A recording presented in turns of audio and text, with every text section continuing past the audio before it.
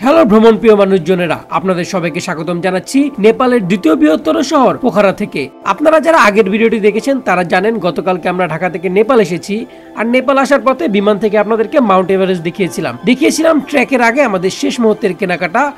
এখন আমরা প্রায় 10 ঘন্টা জার্নি করে কাঠমান্ডু থেকে পোখরা আসলাম, আর আজকে শুরু হবে আমার জীবনের প্রথম Himalayan trek Annapurna base camp trek. আপনারা যারা রিসেন্টলি অন্নপূর্ণা বেস ক্যাম্প আসবেন অথবা ফিউচারে আসতে চান তারা এই ভিডিওটি দেখলে অনেক ইনফরমেশন জানতে পারবেন। তো চলুন শুরু করা যাক আজকের ভিডিও।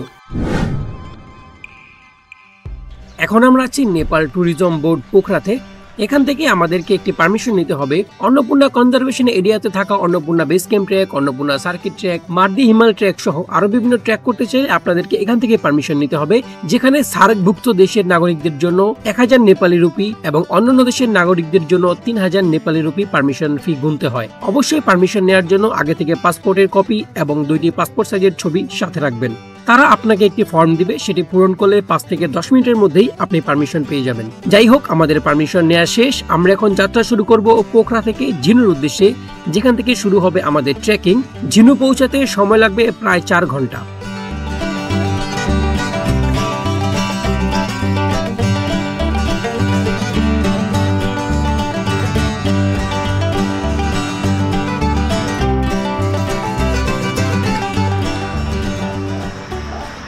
যাত্রা বিরতিতে দুপুরের খাবার খাওয়ার জন্য আমরা এই ছবির মতো সুন্দর জায়গাটিতে থামলাম।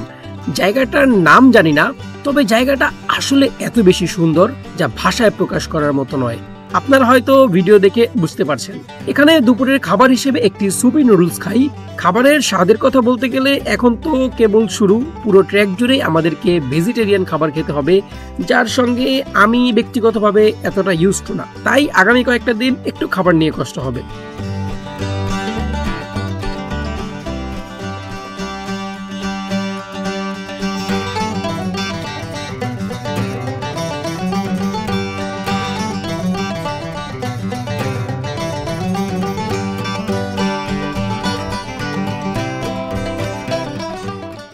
আমরা চলে এসেছি ঝিনু, যার উচ্চতা সমুদ্রপৃষ্ঠ থেকে প্রায় 1760 মিটার। এখানে আমরা ট্রেকের জন্য প্রস্তুতি নিব। এখান থেকেই শুরু হবে আমাদের মূল ট্রেক।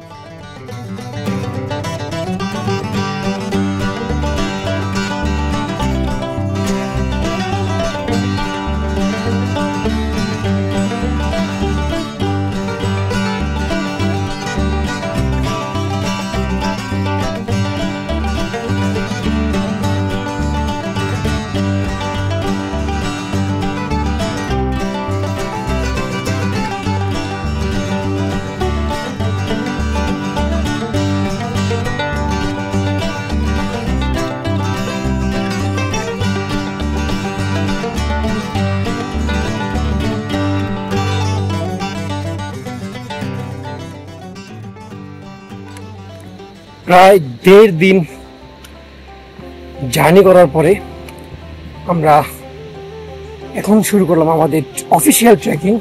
এখন থেকে শুরু হচ্ছে আমাদের অফিসিয়াল ট্রেকিং। আজকে আমাদের ডেস্টিনেশন চমরং। সময় লাগবে 3 ঘন্টার একটু বেশি। আপনারা হয়তো জানেন পাহাড়ে খুব তাড়াতাড়ি অন্ধকার নেমে আসে, তাই আমরা চেষ্টা করব একটু তাড়াতাড়ি পৌঁছানোর জন্য, যেন আমরা অন্ধকার হওয়ার আগে আগে পৌঁছাতে পারি। কতটুকু পারবো সেটা ভিডিওতে সামনে দেখতে পারবেন।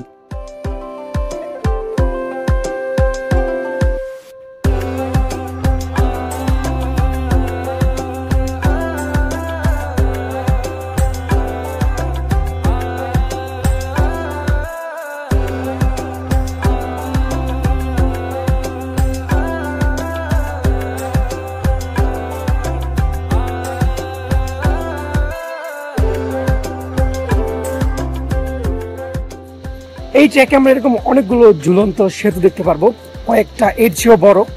আর ট্রেকের শুরুতেই আমরা এই ঝুলন্ত সেতুটি পেলাম।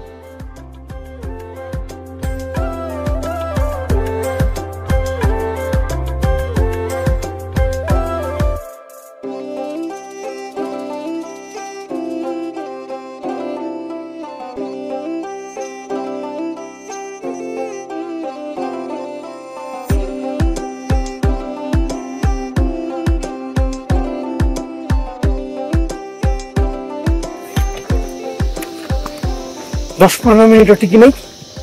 গরমে উইন্ড ব্রেকার খুলে ফেলতেছে। গলা থেকে ভ্যান্ডানা খুলে রাখতে হয়েছে।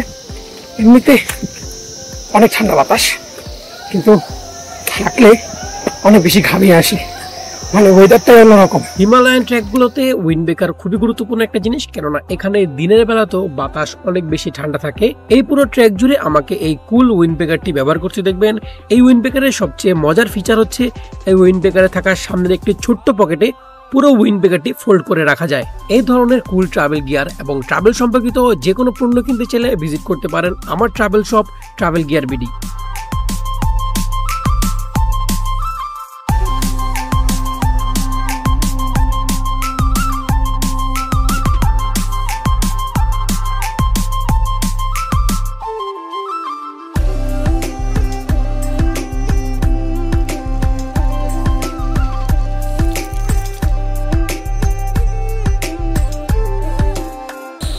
ভাই কিছু বলেন?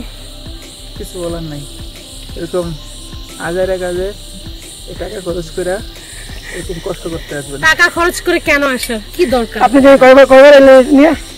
আমি তো টাকা ইনকাম করতে আসছি, না আসলে তো আমি টাকা পাবো না। আর আমরা ভাই কি মজা। মেমোরিজ ইনকাম করতে আসছি। হ্যাঁ, ভিডিওতে আমার সাথে যাকে দেখতে পাচ্ছেন তিনি আকরাম ভাই। তিনি আমাদের ট্র্যাক লিডার এবং জোসনাতুরি ট্রাভেল গ্রুপের এডমিন।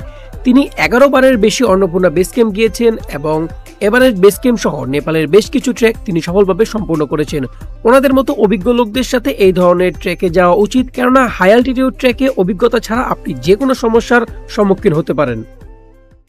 ঘড়িতে এখন বাজে 5:06, আর আমরা আমাদের আজকের গন্তব্যের থেকে 20-25 মিনিট দূরত্ব আছি। আজকে প্রথম দিন, তাই আজকে একটু ক্লান্তিটা বেশি। আর গত দুদিনে যে পরিমাণ জার্নি হয়েছে তা তো দেখেছিনি। আমরা যেখান থেকে ট্র্যাক শুরু করছিলাম ওই তো দেখতে পাচ্ছেন, এখান থেকে আমরা ট্র্যাক শুরু করেছিলাম। আমরা এগিয়ে চলছি।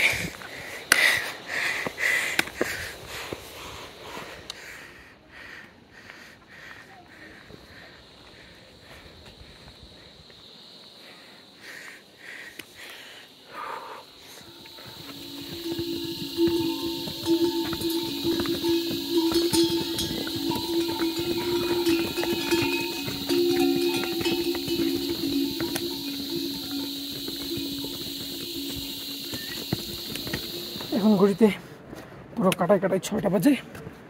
খুব স্লো করে ফেললাম আজকে, অনেক বেশি ক্লান্ত লাগলো, যেটাতে সময় লাগার কথা ছিল না। আর ফাইনালি আমরা চলে আসলাম আমাদের আজকের গন্তব্য চমলং। আমি নামটা তো ভুল উচ্চারণ করছি, চমলং অথবা চমরং। ওই তো আমাদের গেস্ট হাউস।